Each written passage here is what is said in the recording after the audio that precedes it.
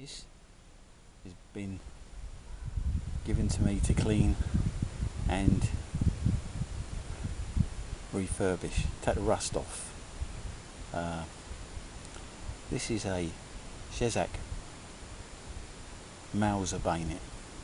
Now, to say this, a Mauser bayonet is like saying, well, that over there's a ballpoint pen, because there are so many derivatives of it that it'll drive you insane trying to find them.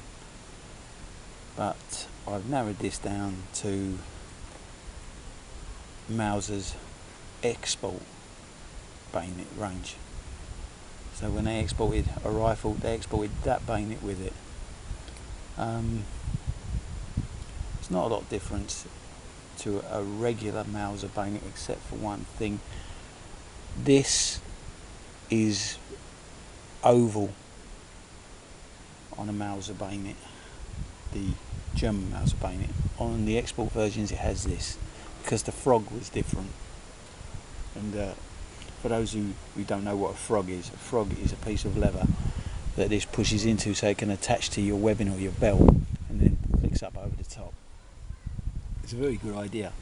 You can have multiple sizes of frog to fit multiple sizes of belt.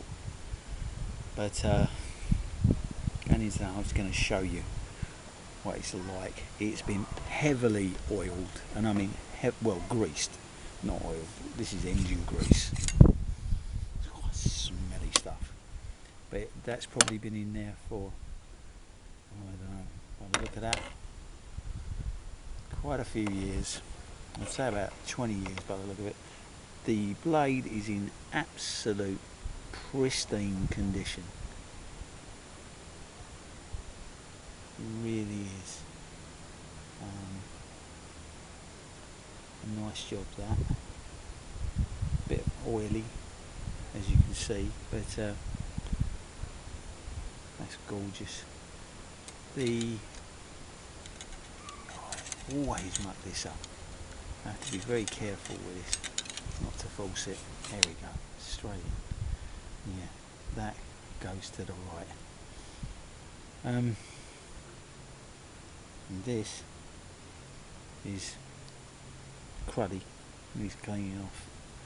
And in there, don't go, if you get a bayonet like this, don't go attacking it with different grits of sandpaper. Just hold off for a minute, give it a little bit of thought, see what you can do with it. And an overall basic clean. I'm not going to take the grease out of here. I could, if I wanted to, I could boil it and get it out that way, but what's the point? Just leave it in there. That blade in there is absolutely pristine. This needs cleaning. This wood needs a little bit of treatment, but the oil from here where it's been handled and pulled out has been rubbed into this, and as engine oil smell, not gun oil smell. But I'm going to give it a little clean and see how it comes up.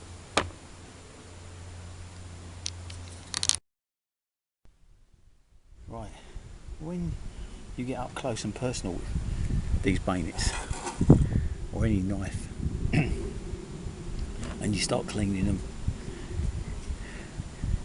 you discover things, and I've discovered that this blade isn't as good as I thought. Well, it's in good nick, it's still a really substantial piece of steel, but this has been particle blasted with some kind of low abrasive particle blaster, maybe walnut shells or something, but it's not the original finish to it.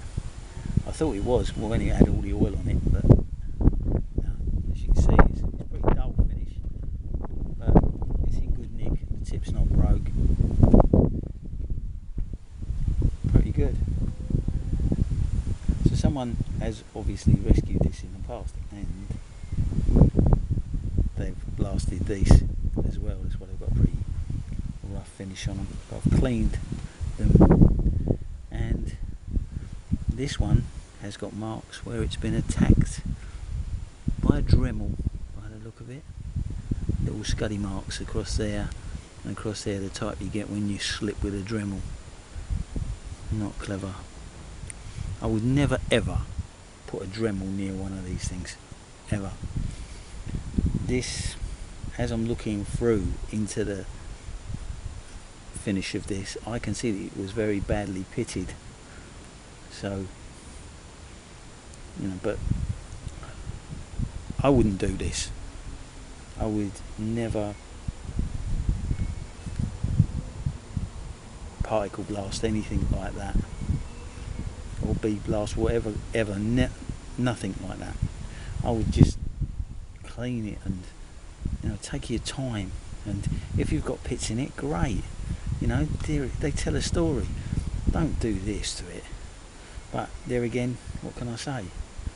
You know, still looks pretty mean and up for the job. So for a collection, and as I say, this wasn't originally his. It's in his collection from a collection. So I'm cleaning them for him, and I've known him for years. So if you're worried about me cleaning someone's knives who's a bit of a nutcase, he's not. He's actually a scholar. So there you go.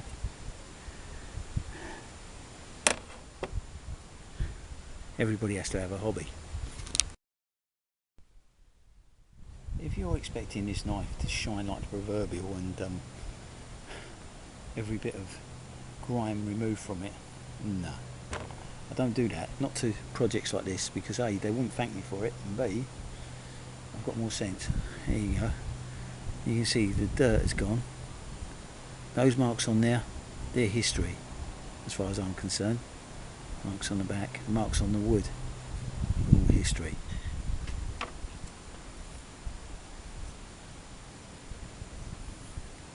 Try and give you a nice close-up of that, as before. And you've got a good before and after, but as I say, there's no abrasive paper's been used on this or anything like that. I've just brought back the patina and just left it because that's what the man wants, and that's what I'm going to give him. And if you put this away with the coating that's on it into that scabbard,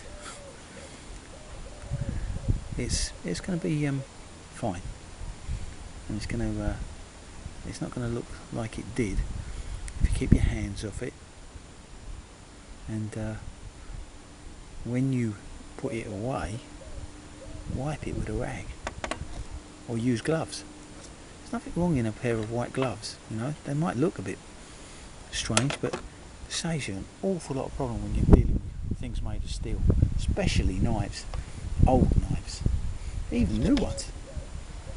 It's a good idea to have a pair of cotton gloves.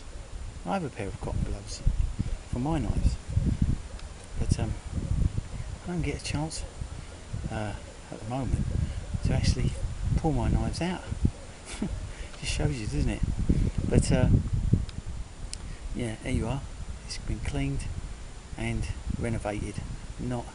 There's not a full restore or anything like that done on it. And the way that blade is, I wouldn't want to anyway. But normally they were this particular pattern was glued on the blade and on here. So that's all been removed, but there's still some little traces of it here and there. But all in all, it's a nice piece to have. Wouldn't you like to own something like that? It is good. But as I say, there's no practical use for it other than putting it back in the case and looking at it every now and then, which is a good thing if you've got a good story behind it. But there you are, a nice bayonet, all done and dusted, 0 pence. Thanks for watching. I hope you enjoyed it. See you later.